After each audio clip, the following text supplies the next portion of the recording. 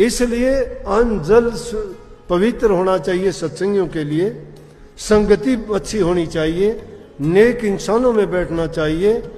जब भी बैठते हो सत्संग, सतगुरु और वचन का जिक्र होना चाहिए। जहाँ कहीं भी होते हो वहाँ प्रभु का गुणगान होना चाहिए, जिससे तुम्हारे विचारों की शुद्धता बनी रहे, मन में कोई किसी प्रकार के विकार घर ना करे। अगर एकांत में होते हो या कहीं बैठते हो, सत्संगी हो, फिर भी जिक्र किस चीज के करते हो? उल्टी सीधी बातों के जिक्र करने में क्या फायदा? उल्टी सीधी बातें करने से एक तो टाइम तुम्हारा व्यर्थ जाएगा, मन में तुम्हारे कचरा भर जाएगा, जो तुम्हें उठते बैठते तुम्हें सोचने के लिए मजबूर करेगा कि फला आदमी का ये हो गया, उसने ऐसा क्यों किया।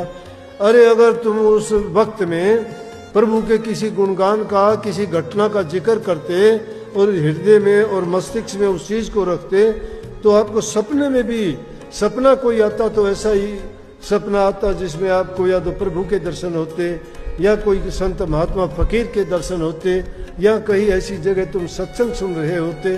तो इसका मतलब है कि वो शुद्ध वचन, पवित्र वाणी, अच्छी संगति इंसान को सौपन, सुसुप्ति और जागृत, ये तीन अवस्था जीव की हैं।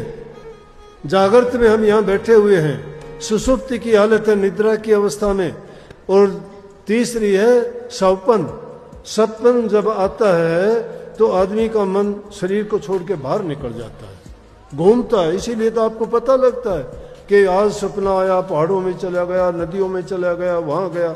शरीर तो वहां था, तुम तो नहीं गए, मन तो गया, मन नहीं सोया था। लेकिन अगर दिन की घटनाएं तुम्हें याद आती तो सपने में भी वही आती। घरों में 4 आदमी इकट्ठे नहीं रहते, यहाँ आप लाखों आदमी चुपचाप बैठे देख रहे हैं। क्या है ये? प्यार है, यही प्यार है। यही हालात घरों में पैदा करके देखो, और ये चीजें हमारे घर से शुरू होंगी। माँ बाप की इज्जत कदर करना, बूढ़े बुजुर्ग की बातें मानना, क्योंकि उनका अनुभव है कि किस बात के करने से उन्हें दुख होगा, किसके करने से सुख होगा, किस में लाभ है, किस में हानि है। सबकी सेवा और मदद करना जो तुम कर सकते हो। तुम इस लायक हो, किसी की मदद कर सकते हो, शरीर से कर सकते हो, धन से कर सकते हो, मन से भी कर सकते हो। एक सेवा बचती है सूरत की सेवा, वो तुम्हारी अलग है, उसमें किसी की दखल नहीं है, वो तुम्हारी अपनी है। इसलिए हमेशा नेक कर्म करने की सोचा करो, गंदी बात को अपने मन में कभी स्थान जगह ना दो। जब भी ऐसी वैसी बातें आती है, महापुरुषों की जीवनी याद किया करो। कष्ट कितना भी आए कभी घबराओ नहीं, उस कष्ट को बर्दाश्त करना सीखो। वो परीक्षा होती है मालिक की तरफ से। सही रास्ते पे चलते हुए तुम्हें दुख होता है तो समझो कि प्रभु की परीक्षा। लेकिन जो खुद ही खोटे कर्म और मंदे कर्म करके कह दें कि ये मेरी परीक्षा है, नहीं, तूने गलत कर रखा है, ये तेरी परीक्षा नहीं है, तेरे कर्म का परिणाम है। जब तू कोई बुरा नहीं करता है फिर तेरी परीक्षा होती है, वो परीक्षा है। जब तू कर्म तो खोटा करता है, तेरे साथ परिणाम बुरा बीतता है, तो फिर तू कैसे कह देगा कि तेरी ये परीक्षा है? फिर तुम ना किसी गुरु के हो, ना किसी धर्म के हो, और ना किसी भक्ति के रास्ते पर चलने वाले हो।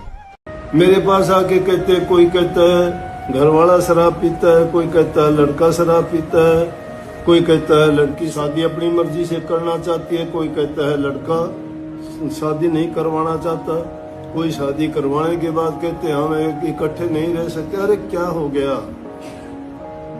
क्यों होता जा रहा है ऐसा कि हमारे जो संस्कार थे वो संस्कार हीन हो गए। हम अच्छे इंसानों का साथ नहीं रहा।